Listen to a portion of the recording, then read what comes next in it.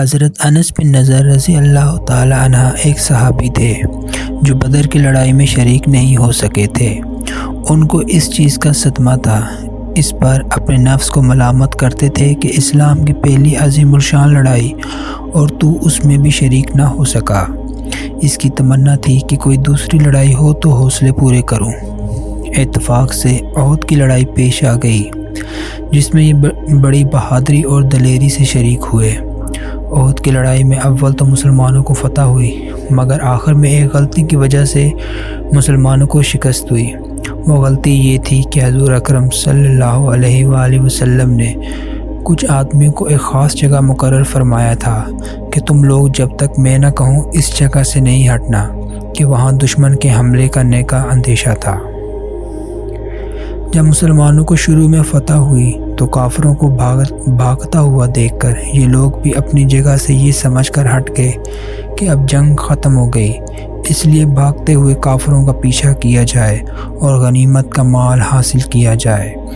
اس جماعت کے سردار نے منع بھی کیا کہ حضور اکرم صلی اللہ علیہ وآلہ وسلم کی ممانعت تھی، تم یہاں سے نہ ہٹو، مگر ان لوگوں نے یہ سمجھ کر حضور صلی اللہ علیہ وآلہ وسلم کا ارشاد صرف لڑائی کے وقت کے واسطے تھا، وہاں سے ہٹ کر میدان میں پہنچ گئے۔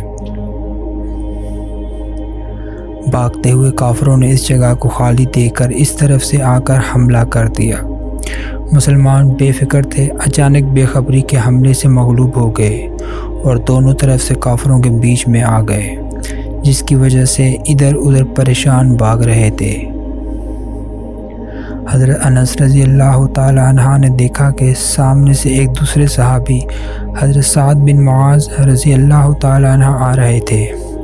ان سے کہا، اے سعد، کہاں جا رہے ہو؟ خدا کی قسم، جنت کی خوشبو احد پہاڑ سے آ رہی ہے۔ یہ کہہ کر تلوار تو ہاتھ میں تھی ہی، کافروں کے ہجوم میں گھس گئے اور جب تک شہید نہیں ہوئے واپس نہیں ہوئے۔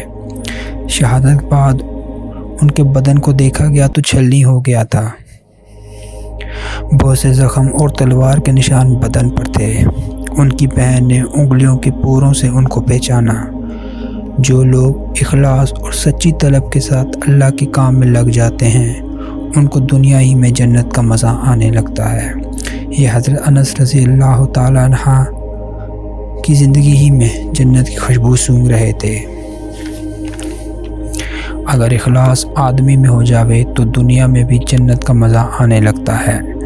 اللہ ہم سب کو قلب سلیم عطا فرمائے اور قرآن و حدیث پر عمل کرنے کی توفیق عطا فرمائے، آمین۔